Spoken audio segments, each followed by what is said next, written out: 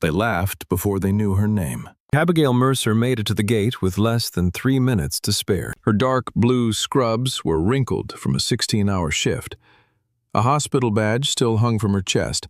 Her hair was pulled into a loose ponytail that looked as exhausted as she felt. She had not slept. She had not eaten since the previous evening, and she was carrying a weight no one on that flight could possibly imagine. The gate agent glanced at her clothes, then at the boarding pass in her hand. First class. Seat 2A. The agent raised an eyebrow, but said nothing. A ticket was a ticket. Abigail stepped onto the aircraft and quietly made her way down the aisle. Several passengers looked up. Some looked away immediately. Others stared. The reactions were familiar. People always noticed the scrubs, especially in places where they expected expensive suits and designer handbags. She placed her duffel bag in the overhead compartment and settled into the window seat. For the first time that day, she allowed herself a slow breath. Outside, the early morning sun painted the runway gold. Maybe she could sleep for an hour. Maybe. Excuse me. The voice came from across the aisle. Abigail already knew the tone. She had heard versions of it her entire life. She turned her head. A man in an expensive charcoal suit smiled at her, not kindly. The smile was designed to be seen. His silver watch probably cost more than most cars. Beside him sat a perfectly dressed woman whose expression carried the same quiet arrogance. The man leaned back comfortably. "Just curious," he said loudly enough for half the cabin to hear. "How exactly does a nurse afford first class these days?" Several nearby passengers chuckled. The woman beside him laughed openly. Abigail looked at them. Then she looked away. No anger, no embarrassment, no reaction at all. That somehow seemed to irritate the man even more. "Well?" he asked. No answer? Abigail simply turned toward the window. Silence. The man smirked. His wife whispered something. More laughter followed. Then Abigail stood to adjust her bag. As she reached upward, the collar of her scrub top shifted slightly. For less than a second, a tattoo became visible beneath her shoulder. A black anchor. Roman numerals. 20. 3 rows behind her, a man sitting alone suddenly froze. His eyes locked onto the tattoo. The color drained from his face. His hand slowly lowered the glass of water he had been holding, because he knew exactly what that symbol meant. And according to every official report he had ever read, the woman wearing it should have been dead. The retired Marine general stood up, and for the first time in 8 months, Nathan Crowley felt his heart skip a beat. 4 hours earlier, Abigail Mercer had been standing in Trauma Room 7 at Memorial Regional Hospital. Blood covered her gloves. Monitors screamed. Doctors shouted instructions. A 68-year-old veteran lay on the operating table, fighting for his life. Most nurses would have gone home at the end of their shift. Abigail stayed. She always stayed. The patient had arrived with severe internal bleeding after a highway collision. His chances were poor. But Abigail refused to leave while there was still something left to fight for. For 6 hours, she moved without stopping. Medication, compression, transfusions, monitoring, anything the doctors needed before they even asked. When the surgery finally ended, exhaustion hit her like a freight train. The veteran survived, barely. The surgeon pulled off his mask and looked at Abigail. "You know your shift ended 9 hours ago, right?" She smiled faintly. "I noticed. You need sleep." "Probably." "You need a life." "Definitely." The surgeon laughed. Abigail didn't, because she wasn't entirely sure she still had one. Not the kind most people meant. She signed her paperwork, grabbed her bag, and headed for the parking lot. The sun was rising. Most of the city was just waking up. She felt like she had already lived an entire day. Her phone showed 3 missed calls, 1 from the airline, 2 from a number she didn't recognize. She ignored them. The flight to Virginia left in less than 90 minutes. There was no time to go home. No time to change clothes. No time to rest. Just enough time to reach the airport. As she drove, her left hand rested on the steering wheel. Her right thumb rubbed against a black paracord bracelet around her wrist. 11 steel beads, each smooth from years of contact, each carrying a memory, each carrying a name. Names she never spoke aloud anymore. The bracelet wasn't jewelry. It was a promise she renewed every morning. At a red light, she looked down at it. For a brief moment, the familiar ache returned. Not physical pain. Something deeper, the kind that never fully healed. The light turned green. She kept driving. By the time she reached the airport, she was running late, again. Her duffel bag bounced against her shoulder as she hurried through security. People moved around her in every direction. Business travelers, families, tourists. Ordinary lives, ordinary worries. She wondered what it felt like to wake up worrying about things that didn't involve life and death. She couldn't remember anymore. At the gate, boarding had already begun. She handed over her pass. The agent scanned it. "Just made it," he said. "Story of my life." He smiled. Abigail didn't know how true those words actually were. Minutes later, she boarded the aircraft. She had no idea that before the flight ended, her entire past would catch up with her. And sitting 3 rows behind her was the one man who knew exactly who she used to be. The one man carrying secrets just as heavy as her own. The one man who had spent 8 months wondering if Abigail Mercer would ever forgive him. And now he was staring at the tattoo hidden beneath her collar, recognizing it instantly, remembering a classified operation called Black Horizon, and 11 names that still haunted his sleep. Nathan Crowley slowly rose from his seat. Nathan Crowley stood motionless in the aisle. For a moment, the sounds of the aircraft seemed distant. Conversations, announcements, the rumble of engines. All of it faded behind a single image burned into his memory. A black anchor. Roman numeral 20. Shadow Requiem. His pulse quickened. That wasn't possible. For 8 months, he had lived with reports, photographs, casualty assessments, and classified briefings. He knew every name, every face, every detail, especially the final mission, Operation Black Horizon. The mission that had gone so catastrophically wrong that even hardened military leaders struggled to discuss it behind closed doors. 13 operators had entered hostile territory. Only 2 came home alive. Nathan remembered the photographs. Abigail Mercer, Lucas Granger, the sole survivors. The lucky ones, according to official reports. Nathan knew better. There was nothing lucky about surviving when 11 people you loved did not. Slowly, he sat back down. Not because he doubted what he had seen, because he needed to be absolutely certain. Across the aisle, Preston Whitmore continued enjoying himself. The businessman leaned toward his wife and smiled. "You know," he said loudly, "airlines really need to maintain standards." Several nearby passengers glanced over. Veronica laughed.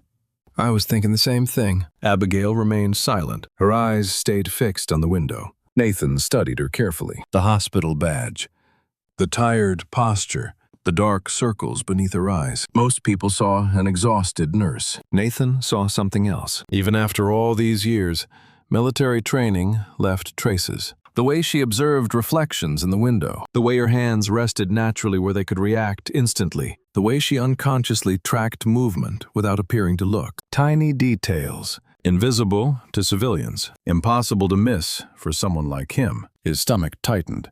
It was her. Without question, Abigail Mercer. One of the most decorated operators never publicly acknowledged. A woman who officially didn't exist. A hero whose service record was buried beneath layers of classification. And now she was being mocked by a man who measured worth through bank accounts and seat assignments. Nathan felt anger rising.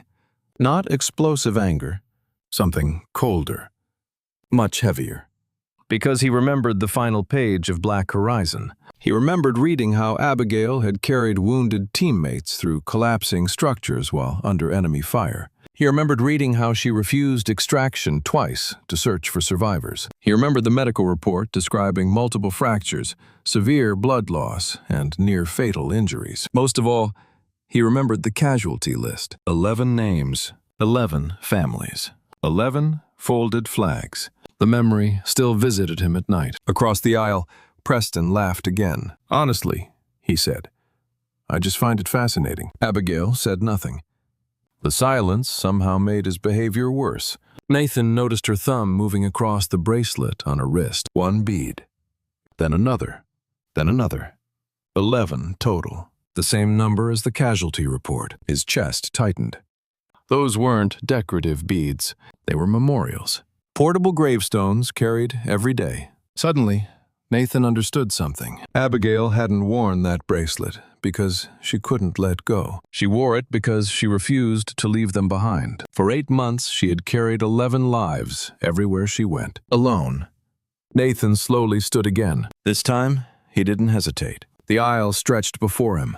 3 rows, a few simple steps. Yet it felt like crossing years of unfinished guilt. Because there was one truth nobody on this aircraft knew. Nathan Crowley hadn't just read the Black Horizon report. He had approved the mission. And not a single day had passed since without him wondering whether 11 people had paid the price for his decision. He began walking toward row 2, and for the first time in 8 months, he was about to face one of the people still living with the consequences. The moment Abigail sensed someone approaching, she turned her head slightly. Their eyes met, and Nathan knew she recognized him immediately. Abigail recognized him instantly. 8 months had passed since Black Horizon. 8 months since Germany. 8 months since hospital rooms, casualty reports, funerals, and long nights staring at ceilings that never seemed far enough away. But she knew Nathan Crowley the moment she saw him. Some faces never leave your memory, especially when they are attached to decisions that change your life forever. For several seconds, neither of them spoke. The aircraft continued boarding around them.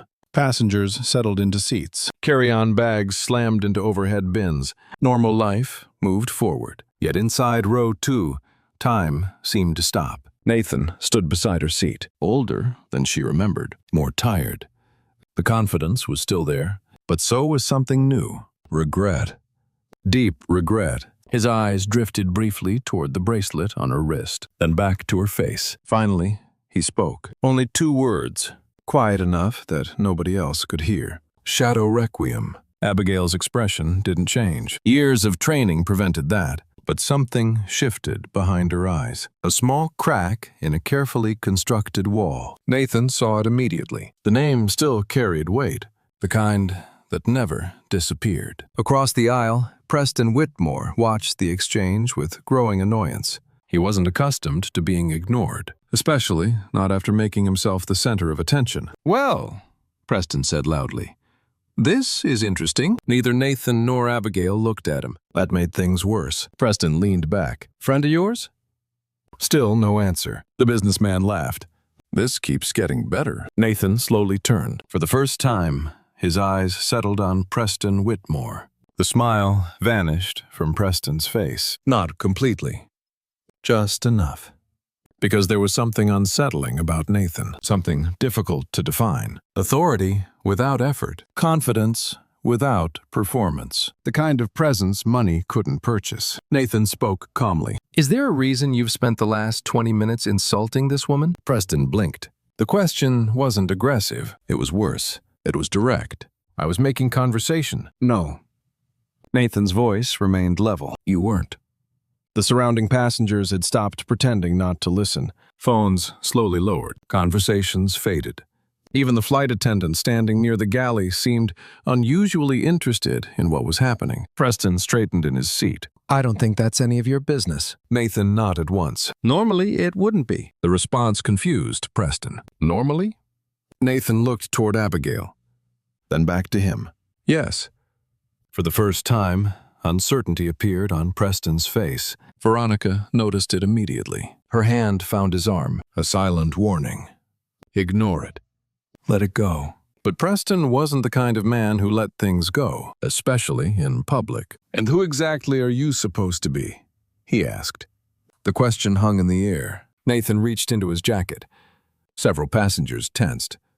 He simply removed his phone. Nothing more. He held it casually, like it weighed nothing. "Someone," Nathan said quietly, "who knows exactly who she is." The words landed heavily. Abigail looked down. Her fingers tightened around one of the steel beads. Across the aisle, Preston laughed again. But this time, the sound lacked confidence. "Am I supposed to be impressed?" "No." Nathan's expression never changed. "I expect you to be respectful." The cabin became completely silent. Preston felt dozens of eyes watching him. The situation was slipping away. Control was slipping away, and he hated that feeling. What if I don't? Nathan looked at the phone in his hand, then at Preston. His voice remained calm, almost conversational. "Then I make one call." Preston smirked. "One call to who?" Nathan met his gaze. And for the first time, something dangerous appeared beneath the calm. Someone capable of turning your very important day into a very long one. The smile disappeared from Preston's face entirely, because somehow he believed him. And Nathan Crowley wasn't finished speaking. In fact, the real confrontation was only beginning. For several long seconds, nobody spoke. The silence inside the first-class cabin felt heavier than the noise that had come before it. Preston Whitmore sat frozen in his seat. Not because Nathan Crowley had raised his voice. He hadn't. Not because Nathan had threatened him. He hadn't done that either. The problem was something far worse. Nathan sounded like a man who never needed to bluff. And deep down, Preston knew the difference. Around them, passengers had stopped pretending to be occupied. Laptops sat forgotten. Coffee cups remained untouched. Even the flight attendant near the galley had abandoned any effort to hide his attention. Everyone was watching. Nathan stood calmly in the aisle, waiting. Preston forced a laugh. It sounded hollow. "This is ridiculous." Nathan didn't respond. "Look," Preston continued, "I asked a question, that's all." "No."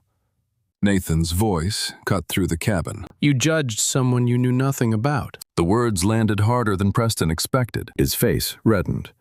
"She's a nurse." Nathan nodded. "Yes." And the businessman hesitated. For the first time all morning, he had no prepared answer. Nathan stepped slightly closer, not aggressively, just enough. "Do you know what she was doing 4 hours ago?" Preston said nothing. "Do you know where she spent last night?" Silence. "Do you know how many lives she has saved?" Nothing.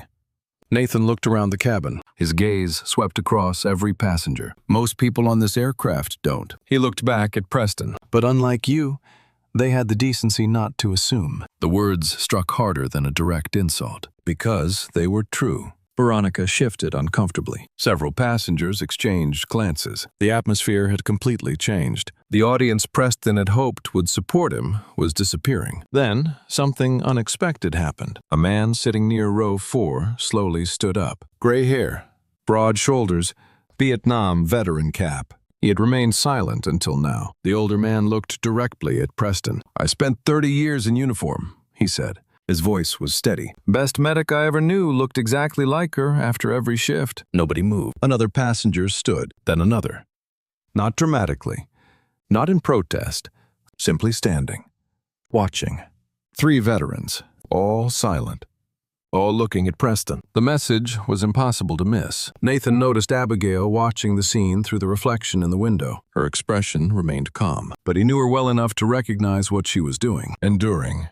Just as she always had, carrying the weight quietly. Preston felt the balance of power slipping away. His confidence was evaporating. "What exactly are you trying to prove?" he asked. Nathan reached into his jacket pocket. The entire cabin seemed to hold its breath. Slowly he removed a leather credential case. He opened it. Only for a second. Only long enough. Preston's eyes widened. The color drained from his face. Nathan closed it again.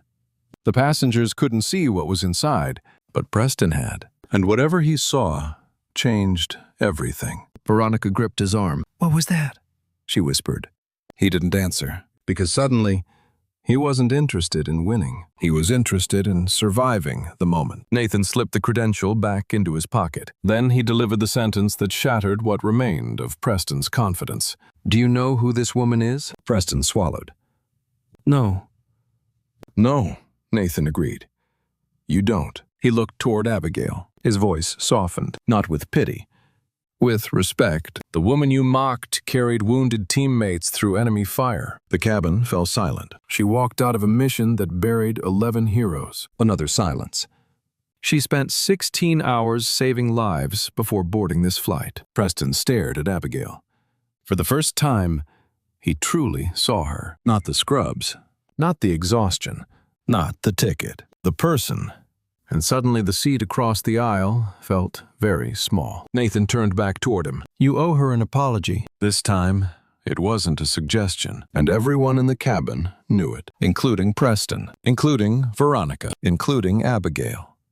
The only question now was whether Preston Whitmore would swallow his pride or lose everything that remained of it in front of an entire aircraft. Preston Whitmore stared at Abigail Mercer. For the first time since she boarded the aircraft, he had nothing clever to say. The confidence that had fueled his mockery was gone. All that remained was the uncomfortable realization that he had completely misjudged the person sitting across from him. The cabin remained silent. Dozens of eyes were fixed on him, waiting.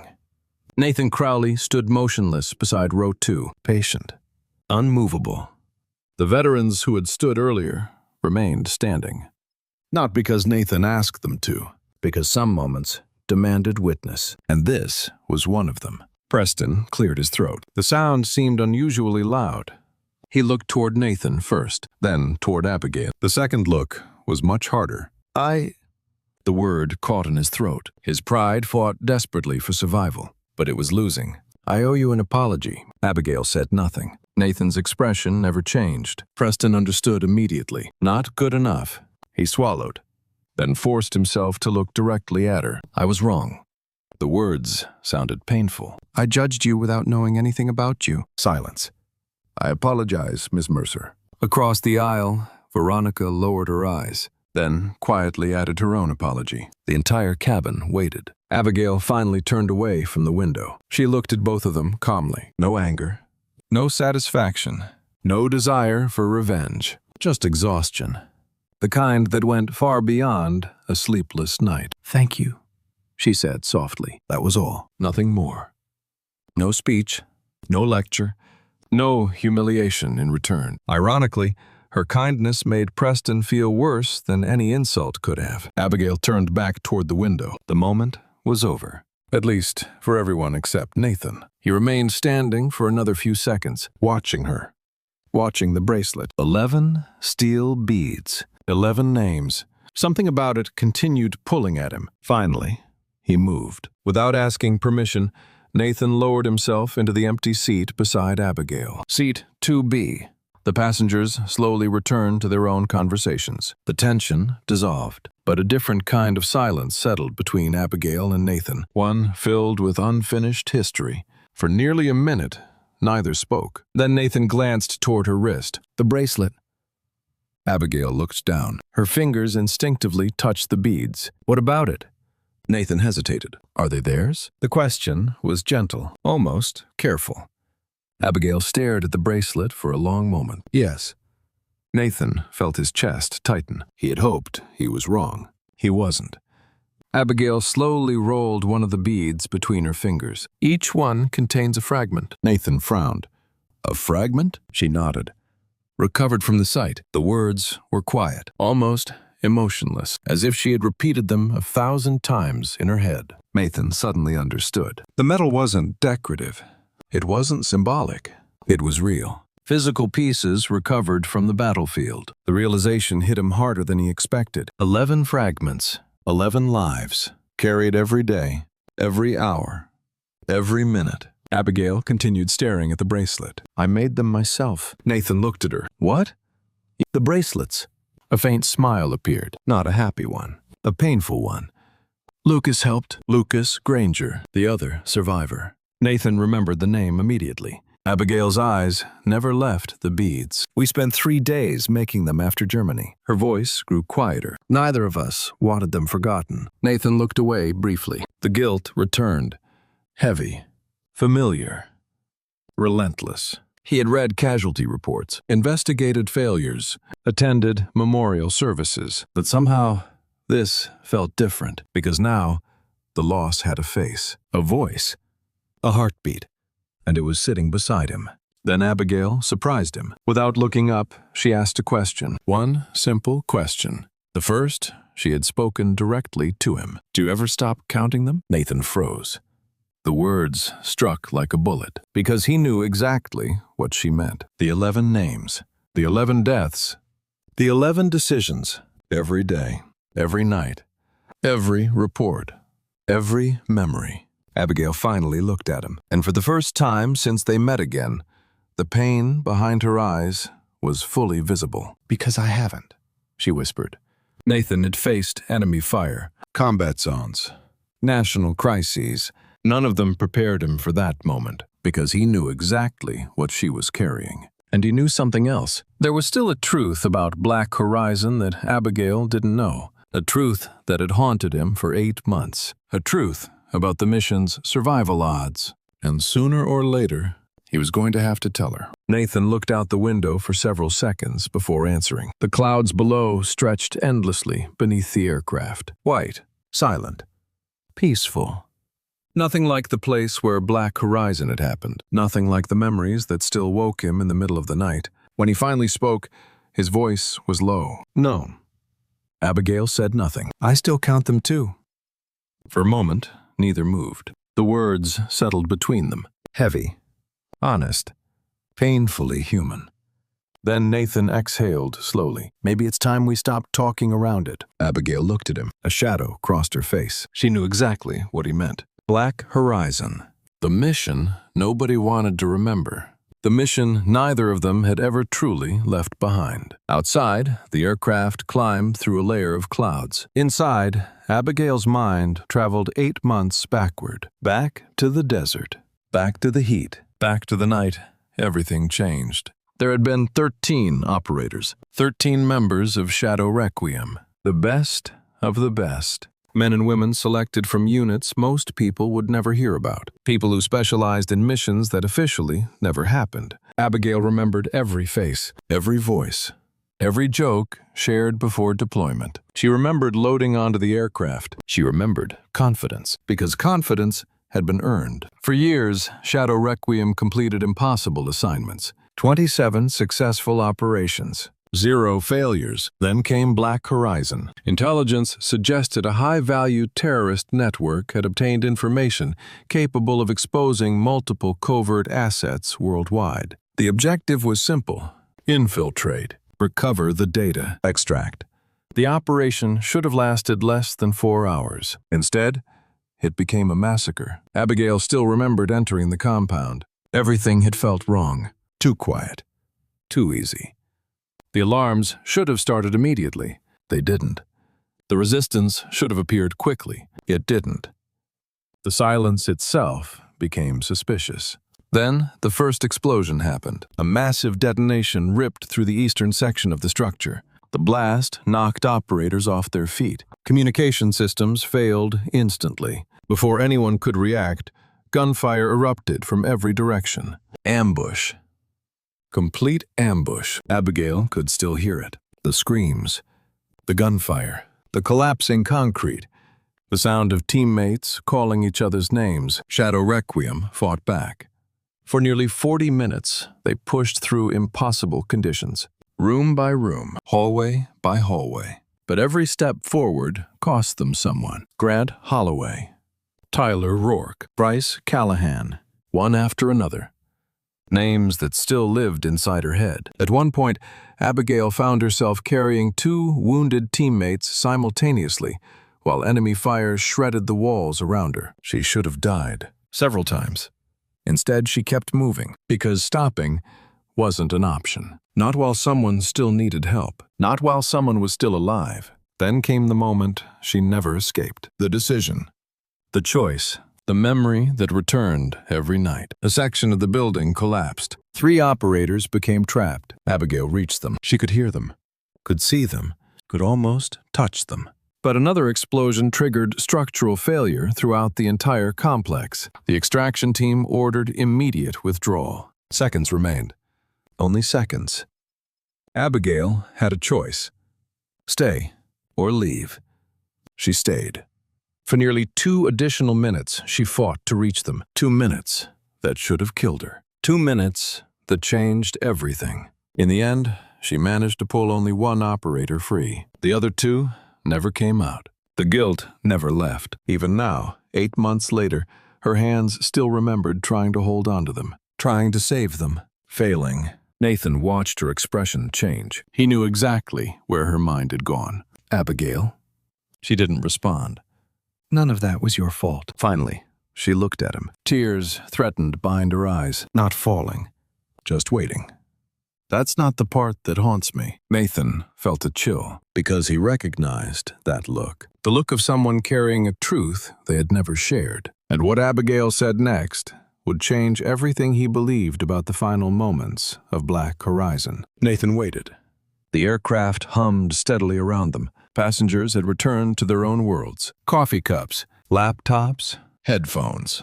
Nobody noticed the storm unfolding quietly in row 2. Abigail stared at the bracelet on her wrist. 11 steel beads, 11 names, 11 ghosts. When she finally spoke, her voice was barely above a whisper. The 2 operators I couldn't reach. She stopped. Nathan remained silent. Some truths needed room. The collapse happened because of me. Nathan's eyes narrowed. No. Abigail nodded. Yes. For the first time, real emotion cracked through her composure. I saw movement on a second-floor balcony. Her fingers tightened around the bracelet. I thought it was one of ours. Nathan listened carefully. I broke formation. The words seemed painful. I moved without waiting for confirmation. Abigail swallowed. It was an enemy observer. A long silence followed. The moment I engaged him, he triggered the explosives. Nathan felt his stomach sink. This wasn't in the official report. At least, not in this form. Abigail. No. Her voice remained calm, but tears now shimmered in her eyes. Please let me finish. Nathan nodded. She looked out the window. Far below, clouds drifted peacefully across the sky. A world completely unaware of the battles some people carried forever. For 8 months, she continued, I've replayed that moment. Again, and again, and again. If I had waited 3 seconds, her voice broke. Just slightly. 3 seconds. Nathan said nothing. Grant might have survived. A pause. Tyler might have survived. Another pause. Maybe Reed, too. She closed her eyes. I don't know.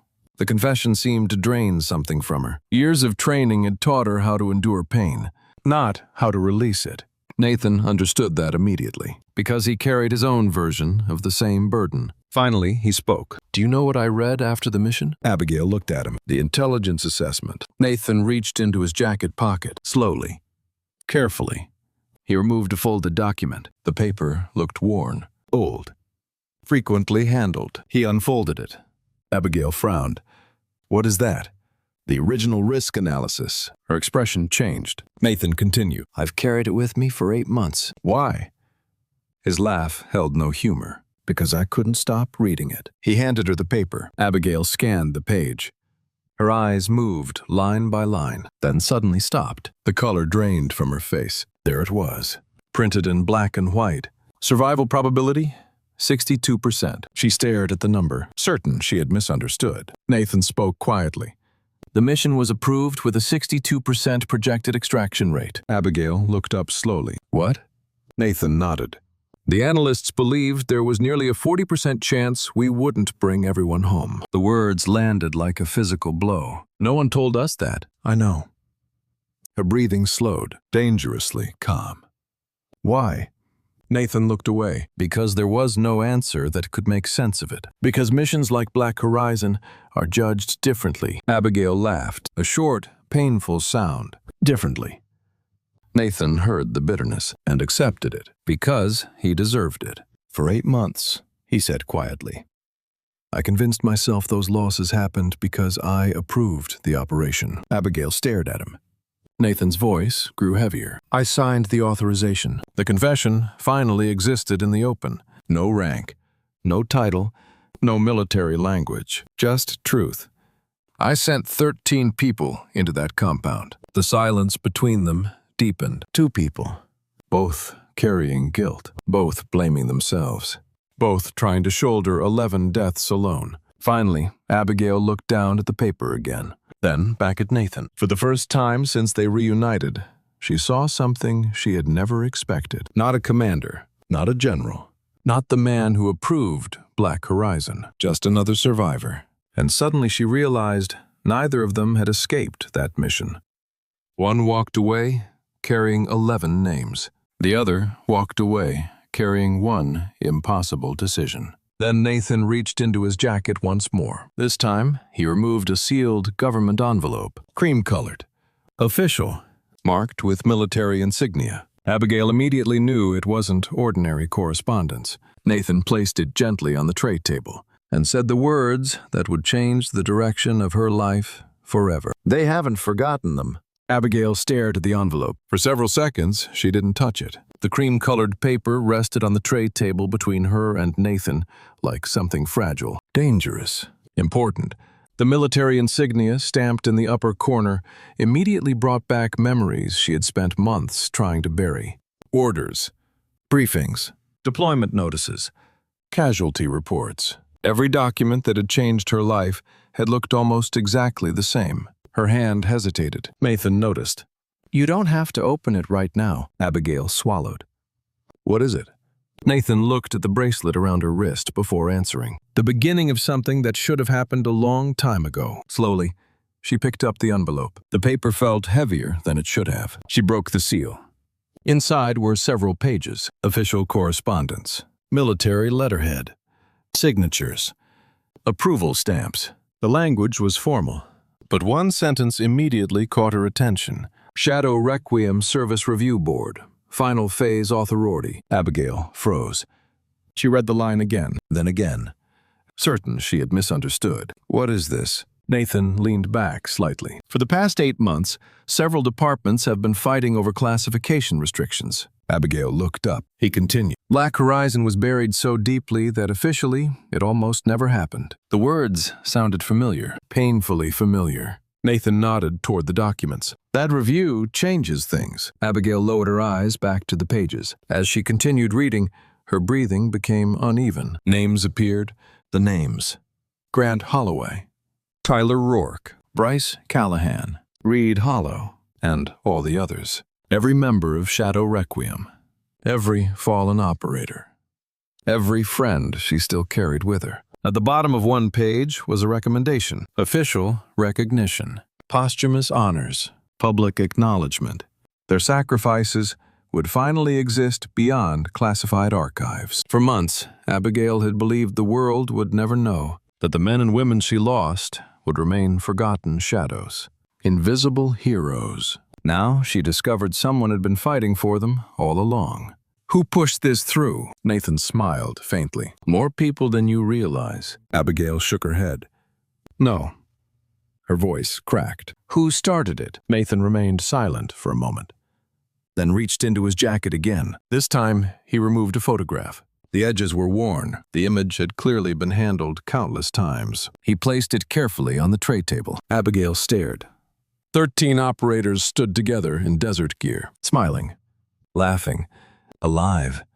The picture had been taken 3 days before Black Horizon, before everything changed. For a moment, she couldn't breathe. Her eyes moved across every face. Grant, Tyler, Mason, Declan, Bryce, Victor. People she still expected to see whenever she closed her eyes. Then she saw herself, younger, confident, unbroken. A tear slipped down her cheek, the first one all day. Nathan looked away respectfully, giving her privacy she didn't truly have on a crowded airplane. After a long silence, Abigail pointed toward one face, a man standing near the center of the group, Lucas Granger, the other survivor.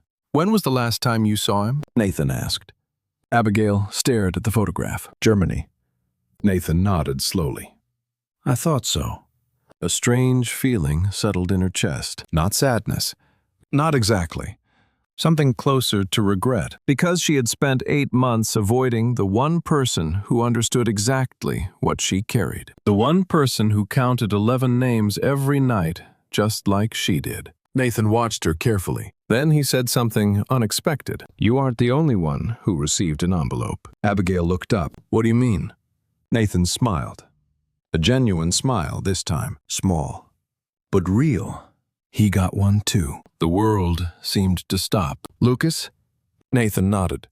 Abigail's pulse quickened. He knows? Yes.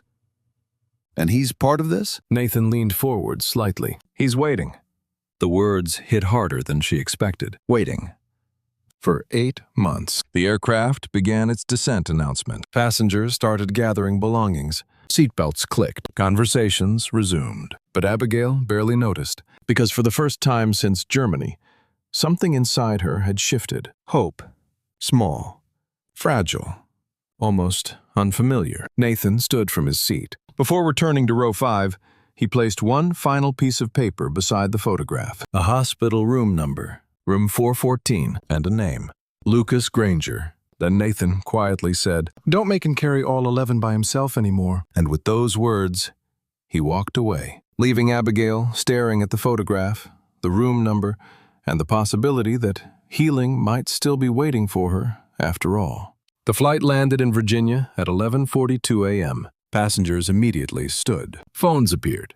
Overhead bins opened. The ordinary chaos of travel returned. Abigail remained seated. The photograph rested in her lap. Beside it lay the folded documents and a small piece of paper containing a room number. Room 414. Lucas Granger. 8 months. 8 months since Germany. 8 months since she had last spoken to the only person on Earth who truly understood what Black Horizon had cost. Across the cabin, Nathan Crowley paused near the exit. Their eyes met one final time. Nathan didn't say anything. He simply nodded. A small gesture, a simple one. Yet somehow it carried an entire conversation. "Don't run this time." Abigail nodded back. Then he disappeared through the aircraft door. An hour later, she stood outside Fort Belvoir Community Hospital. Her scrubs were still wrinkled, her hair still messy, her body still exhausted. Nothing about her appearance suggested this moment might change her life. She entered the building. The familiar scent of disinfectant filled the air. Hospital sounds surrounded her. Rolling carts, quiet conversations, distant monitors. Normally those sounds comforted her. Today they made her nervous. The receptionist looked up. "Can I help you?" Abigail swallowed. "Yes." Her voice felt strangely uncertain. "I'm here to see Lucas Granger." The woman smiled. "Room 414. Abigail nodded. Of course. Nathan had been right. Lucas was here. The elevator ride felt longer than the flight. Every floor seemed to take forever. When the doors finally opened, she stepped into a quiet hallway. Room numbers passed slowly. Then, Abigail stopped. For several seconds, she simply stared at the door. Her hand hovered inches away. Suddenly, she wasn't afraid of what was inside. She was afraid of everything it represented. The memories. The loss, the guilt, the questions neither survivor had answered. Her fingers tightened around the bracelet. 11 steel beads pressed into her palm. One for every name. One for every promise. Finally, she knocked. A voice came from inside. "Come in." Abigail froze. She knew that voice. Even after 8 months, even after everything. Slowly, she opened the door. Lucas Granger sat near the window. A physical therapist had clearly been working with him. Medical equipment stood nearby. His left leg was supported by a brace. Scars traced across his forearm. Time had changed him. Pain had changed him. But it was still Lucas. For several seconds, neither spoke. The room became completely silent. Lucas stared, almost as if he wasn't certain she was real. Then his eyes dropped to her wrist. The bracelet. 11 steel beads, exactly like his. Without saying a word, he raised his own wrist. 11 matching beads. The sight hit Abigail harder than anything on the flight. Harder than Nathan's confession. Harder than the photographs. Because suddenly, she wasn't carrying the weight alone anymore. Lucas looked back at her. His eyes glistened. Then he smiled. Not the forced smile people use to survive. A real one. The first genuine smile she had seen from someone connected to Black Horizon. "I was wondering how long you'd make me wait." Abigail laughed. The sound surprised her. She hadn't expected laughter. Not here. Not today. Yet it happened anyway. Lucas shook his head. "You always were stubborn. That's rich coming from you." The smile widened. And for the first time in 8 months, the room felt lighter. Hours passed. Neither noticed. They talked about everything and nothing. Old missions. Terrible military food. Arguments nobody else would understand. Stories only the 13 members of Shadow Requiem could appreciate. For the first time since Germany, the memories didn't feel like wounds. They felt like people they loved. People worth remembering. As the afternoon sunlight filled the room, Lucas finally reached toward a folder resting on the bedside table. I got something too. Abigail already knew what it was. Still, her heart raced. Lucas handed her the document. Official military correspondence. The same insignia. The same authorization. The same recognition review. He watched her carefully, then said the words she never expected to hear. They aren't just honoring the 11. Abigail looked up. What do you mean? Lucas smiled softly. They want us there too. The room fell silent. Abigail stared at him. Lucas leaned back. The ceremony is in 3 weeks. Her pulse quickened. A ceremony? Lucas nodded. A real one. His eyes moved toward the bracelet. Names spoken aloud. A pause. Families invited. Another pause. And for the first time, Shadow Requiem won't be hidden. Abigail looked down at the 11 beads, then back at Lucas. Neither survivor spoke, because both were thinking the same thing. After 8 months of carrying the dead alone, the world was finally about to remember them, and neither of them had any idea what that day would bring. 3 weeks later, Abigail Mercer stood outside a government auditorium in Arlington, Virginia. She wore a dark navy suit. No scrubs, no hospital badge, no military uniform, just simple clothes, exactly the way she preferred it. Beside her stood Lucas Granger. For a moment, neither moved. The building ahead seemed ordinary. Glass, steel, security checkpoints. Nothing about it suggested history was about to be made inside. Yet both of them understood what this day meant. For 8 months, Shadow Requiem had existed only in classified reports and private grief. Today, that changed. Lucas glanced toward Abigail. You ready? She looked down at the bracelet. 11 steel beads rested against her wrist, the same way they had every day since Germany. No. Lucas smiled. Good. She laughed softly. Why good? Because neither am I. Together, they walked inside. The auditorium was already full. Families occupied the front rows. Parents, spouses, Brothers, sisters, children. People whose lives had been permanently divided into 2 parts. Before Black Horizon. After Black Horizon. Abigail recognized faces immediately. Grant Holloway's mother. Tyler Rourke's younger brother. Declan Vance's wife. People she had promised herself she would someday face. People she had spent 8 months avoiding because she never knew what to say. Now they were all here, waiting. The ceremony began quietly. No dramatic music. No grand spectacle. Just respect, the kind that mattered. A military honor guard entered first, then senior officials. Finally, Nathan Crowley stepped onto the stage. The room fell silent. Abigail watched him carefully. The retired general looked older than he had on the airplane, but somehow lighter, as though carrying part of the burden openly had reduced its weight. Nathan stood behind the podium. For several moments, he simply looked across the audience. Then he began. Some heroes serve in public. His voice carried through the room. Others serve in silence. No one moved. Today, we honor 13 individuals whose sacrifices remained hidden for far too long. Abigail felt Lucas shift beside her. Neither took their eyes off the stage. Nathan continued. One mission changed 13 lives forever. A pause. 11 of those heroes never came home. The room grew still. Then Nathan began reading names. One by one, slowly, carefully. Every name received the dignity it deserved. Grant Holloway, Tyler Rourke, Mason Pike, Declan Vance, Bryce Callahan, Logan Mercer, Samuel Keene, Victor Langston, Reed Hollow, and the others. Each name echoed through the auditorium. Each name was followed by silence, the kind of silence that carries respect, the kind of silence that remembers. Tears appeared throughout the room. Parents held photographs. Spouses squeezed hands. Children listened to stories they were finally old enough to understand.